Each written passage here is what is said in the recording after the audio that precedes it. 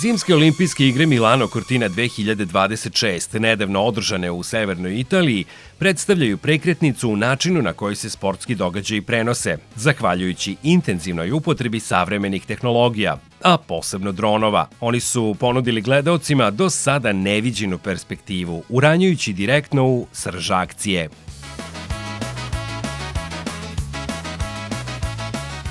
Olympic Broadcasting Services, odnosno Olimpijska služba za televizijski prenos, na ovim igrama implementirala je najinovativnije rešenja do sada, koristeći proširenu flotu dronova kako bi gledaocima širom sveta pružila jedinstven uvid u zimske sportove. Ključni element te tehnološke revolucije su FPV dronovi. Za razliku od tradicionalnih kamera, FPV dronovi pomoću specijalnih naočara omogućavaju dronoperateru da vidi snimak sa kamere drona u realnom vremenu, stvarajući osjećaj kao da sam leti. Od 16 sportova na zimskim olimpijskim igrama, dronovi su snimali sve osim hokeja, karlinga, kratkih staza, brzog klizanja i umetničkog klizanja. Olimpijska služba za televizijski prenos rasporedila je oko 25 dronova, 10 klasičnih Cinematic i 15 specijalizovanih FPV dronova na različitim lokacijama, kako na otvorenom, tako i u zatvorenom prostoru. Ti dronovi dizajnirani su za poboljšanu manevarsku sposobnost i brzinu, omogućavajući im da drže korak sa najbržim olimpijskim događajima, istovremeno održavajući kvalitet prenosa i širi ugao gledanja koji dočarava i brzinu i stazu iz perspektive sportiste. Dronovi su svoj debi imali još na zimskim olimpijskim igrama u Sočiju 2014. godine, kada su uvedeni kao sastavni deo olimpijskog televizijskog prenosa. Njihova upotreba i mogućnosti širile su se na svakim narednim olimpijskim igrama, paralelno sa dramatičnim napretkom same dron tehnologije.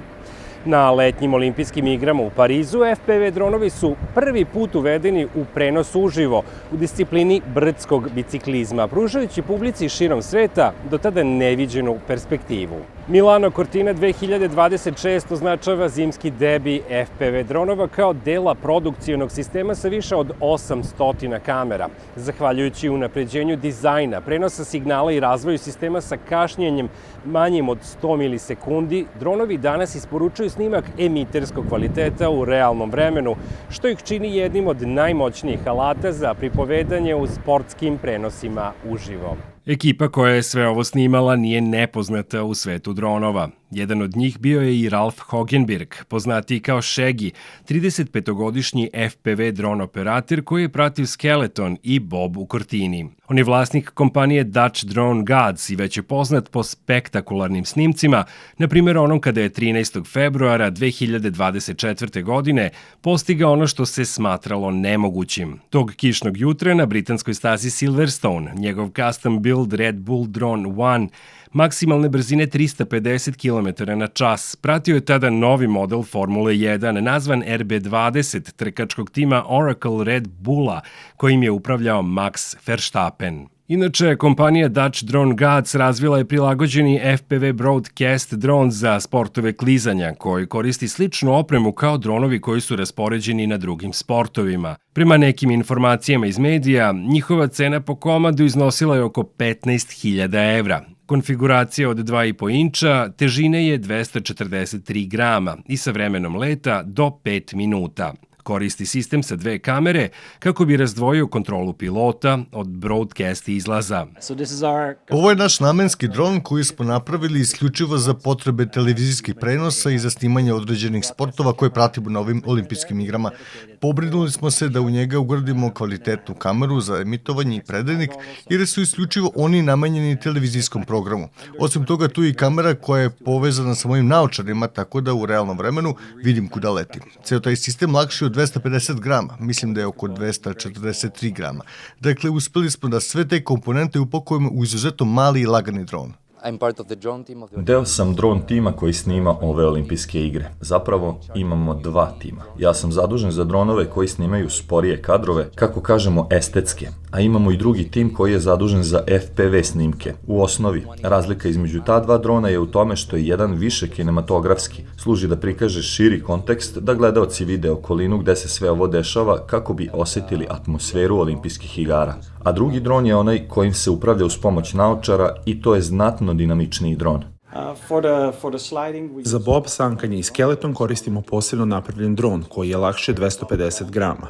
To je bio veliki izazov jer je na njemu morao da bude profesionalni sistem za televizijski prenos koji je prilično težak. Zbog toga morali smo da smanjimo težinu svih ostalih komponenti, a da pritom zadržimo veoma brz, okretan i visoko efikasan dron. Thomas de Koster, 27-godišnji holandski inženjer, takođe je deo tima i leti ovim olimpijskim dronovima. Kaže da su sve to postigli zahvaljujući svom dugogodišnjem iskustvu letenja sportskim dronovima i objašnjava da ceo posao pripreme nije bio lak. Navodi da sve ovo nije kao kod automobila gde kupite celu stvar.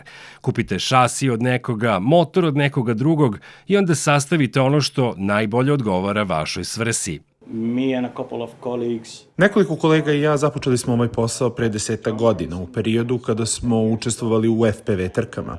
Tada nije bilo gotovih dronova, pa si uvek morao da kupuješ komponente, lemiš ih i sklapaš sam. Ponekad kupiš neku komponentu i jednostavno ti se ne sviđa, pa onda hoćeš da je prilagodiš, hoćeš da bude samo tvoja, hoćeš da savršeno odgovara tvojim potrebama. I to je ono što sada radimo. Projektujemo okvire za dronove koji odgovaraju našim potrebama. Dronovi su sa relativno male razdaljine pratili sportiste niz planinske staze i zaranjali u krivine koje su ranije bile vidljive samo takmičarima, donoseći inovativne kadrove i uglove koji publiku približavaju samoj akciji. Jurili su za skijašima, brzinama i većim od 130 km na sat i leteli blizu takmičara u slobodnom skijanju ili snowboardera. To sve je gledaocima davalo osjećaj kao da se i oni takmiče, rame uz rame sa sportistima, doživljavajući njihovu brzinu, veštinu i akciju iz neposredne blizine, gotovo iz prve ruke, podižući prenose na do sada neviđeni nivo. Pošto se krećemo za sportistom, idemo istom brzinom kao i on. Zato se brzina zaista snažno osjeća. Vidite kako staza proleće pored vas. Taj utisak brzine izuzetno je intenzivan. Istovremeno možete da primetite i mnogo detalja kod samog takmičara. Kako pomera telo, kako ga koristi dok upravlja sankama, skeletonom ili bobom. Sve to može jasno da se vidi. Pred olimpijske igre FPV piloti obučavali su se nedeljama zajedno sa sportistima, vozeći stazi do 60 puta dnevno, kako bi naučili da budu neprimetni i da ne ometaju sportiste tokom trke. Svaki tim dronova sastojao se od 3 specijalizovana stručnjaka, dron operatera, reditelja i tehničkog lica koji su radili u sinhronizaciji putem namenskog komunikacijskog kanala kako bi upravljali putanjama leta, obraćali pažnju na vreme i tehnički prilagođavali sve što je bilo potrebno. Ovo smo, mislim, radili 50 ili 60 puta dnevno tokom protekle nedelje. Sada već mogu i napamet da prođem celu stazu. Znao bih i kada biste me probudili usred noći. Ipak, svaki put kada krenem u spust, potpuno sam fokusiran. Bez ometanja, bez treptanja, bez ičega, samo idem napred i koncentrisan sam da ništa ne pođe po zlu. Jedan od izazova je to što snimamo uživo u svakom trenutku, tako da kadrovi moraju biti izvedeni zaista dobro u samo jednom pokušaju. Nema prostora za grešku, pa moramo biti veoma precizni prilikom snimanja i letenja. U ovo smo uložili sate i sate truda, što takođe čini sve to izuzetno opterećujući. Ali u isto vreme mislim da je odlično što smo dobili ovu priliku jer možemo da upoznamo mnogo ljudi iz celog sveta. I naravno, snimanje ovde u Dolomitima je neverovatno. Stvarno mi se dopada. Ovo moderna tehnologija danas je prilično pouzdana, tako da dronovi više ne padaju s neba kao pre 10 godina. Zaista su odlični, ali jednako je važno da i ja ostanem maksimalno koncentrisan i da sam ovo bezbroj puta uvežbavao. Zapravo 2 nedelje sam trenirao zajedno sa sportistima. Znamo svoje limite i zato se trudimo da idemo do tih granica. To je recept zašto svaki put možemo da letimo bezbedno. Martin Bošata je dron operator i deo tima zadužen za upečatljive kadrove unutar legendarne deonice Tofana, uskog prolaza između 2 zida dolomitskih stena. On takođe leti tik iza olimpijaca dok jure ka zlatu i objašnjava da je tokom leta toliko skoncentrisan da deluje kao da ne upravlja dronom, već stvarno leti zajedno sa skijašima. To je za njega potpuno novo iskustvo jer zna da ga skijaši ne vide, ali on tu uz njih. Kaže da u jednom trenutku deluje kao da se teleportuješ i postaješ dron. Mi smo uvek iza takmičara i pratimo ih, pošto video sistem i sistem upravljanja dronom imaju veoma malo kašnjenja. Ukoliko im se previše približi, mogu odmah da povučem dron unazad i da budem siguran da ih nikad neću dodirnuti. Čak i ako nešto pođe po zlu, ja sam i dalje iza njih. Duž staze imamo ljude koji mogu veoma brzo da uklone dron i obezbede da staza ponovo bude slobodna za narednog takmičara, tako da ni na koji način ne ometamo trku. Jonas Sandel, FPV operator drona koji se ranije takmičio u norveškoj nacionalnoj B ekipi u skijaškim skokovima, osnovao je produkcijsku kompaniju koja je razvila metode za snimanje skijaških skokova pomoću FPV dronova. I na ovoj zimskoj olimpijadi pokrivao je ski skokove. Kaže da svaki sportista ubrzava i leti drugačije i da je problem ako ne razumete te suptilnosti, propustite trenutak ili ih čak i prestignete. Prema njegovim rečima, skakaonice i ski skokovi su neverovatni, jer snimati sportistu u letu punih 140 metara je veliki izazov. Zato je želeo da i publika doživi to na što bolji način, kao da su i oni u vazduhu. Jedini, da kažemo, manji problem bio je trajanje leta FPV drona. Međutim, iskusna ekipa iz Dutch Drone Godsa to je lako rešila. Baterije su morale često da se menjaju i da se drže u zagrejanim futrolama zbog niskih temperatura, a to je zahtevalo i dodatnu pit stop ekipu koja je između vožnji munjevito ubacivala nove baterije. A reakcije sportista na ovu neobičnu pojavu, koja postaje standard u brzim sportovima, bile su čak i duhovite. Kanađanka Trinity Ellis, takmičarka u sankanju, rekla je da je dronove mogla da čuje sve vreme, ali da joj to nije smetalo, dok je Austrijanka Ana Gasser izjavila da je njen momak inače deo FPV tima, leteo dronom za njom tokom treninga i priprema i da se čak dešavalo da ju je nekoliko puta slučajno udario dronom. Kaže da je rekla i organizatorima, ukoliko se desi da je neko pogodi tokom takmičenja, da će zatražiti dodatni spust. Snowboarderi u disciplini Big Air izjavili su da im dronovi ni u jednom momentu nisu uticali na koncentraciju. Ipak rekli su da postoji jedna dilema sa upotrebom dronova na takmičenjima.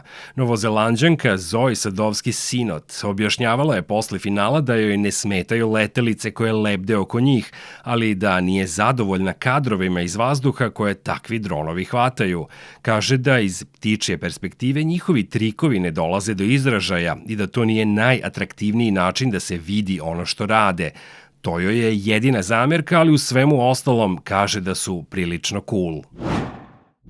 Dronovi su bili toliko u centru pažnje da je i izvršna producentkinja NBC-a zadužena za prenose olimpijskih igara Molly Solomon izjavila da joj se čini kako svi pričaju o snimanju dronovima uživo, a gledanost samih takmičenja bila je ogromna. Televizijske prenose, streaming i druge digitalne platforme pratilo je čak 93% više ljudi u odnosu na zimske olimpijske igre u Pekingu 2022. godine. Ta tehnologija ne samo da je obogatila vizuelni doživljaj, već i pomaže u boljem razumevanju brzine, veštine i izazova sa kojima se sportisti suočavaju. Vreme će pokazati gde će napredak u tehnologiji dronova u naredne 4 godine odvesti prenose u francuskim Alpima 2030. Međutim, jedno je sigurno, Milano Cortina 2026 postavila je novi standard koji će sportska produkcija težiti da dostigne. Pre nego što završimo današnju emisiju, želim da se posebno zahvalim trojici kolega i drugara sa kojima sam dugo sarađivao na televiziji. Niko od njih više nije u televizijskom programu, ali su svojim glasom dali važan doprinos ovoj priči. Aleksandar Petrašković, koji danas živi i radi u Americi, čitao je sinhrone Alejandra Petrakovskog. Zanimljivo je da je Aleksandar pozajmio glas upravo svom imenjaku i doneo mu posebnu energiju i autentičnost. Aleksandar Šeguljev čitao je sinhrone šefa FPV Drone tima, čoveka sa nadimkom Šegi, i mislim da je ta simbolika Šegije za Šegija dala dodatni šmek ovoj priči. I treći glas koji ste čuli bio je Nebojša Parkić, fenomenalni stručnjak za odnose sa javnošću iz Beograda, koji je pročitao poslednji prevod i dao mu posebnu težinu i sigurnost. Hvala vam, dragi ljudi, što ste izdvojili vreme i što ste, kao i mnogo puta do sada, profesionalno i prijateljski stali iza ove emisije. I stigli smo do kraja današnje emisije. Mi se vidimo ponovo za 2 nedelje, a do tada lajkujte ovaj video, zapratite moj kanal, ako hoćete možete ostaviti i neki komentar ispod. Gledali ste Eren Crafts. Ja sam Nemanja Grujin i mnogo vas pozdravljam. Ćao! Grunen produkcija, Nemanja, to je to. Novi Sad emisija, Eren Crafts, letimo. Svi znaju ime, iz grada do grada, ovde smo. Spusti beat, osjeti rime, to je hip hop, East Coast stil. Osvajamo hiljade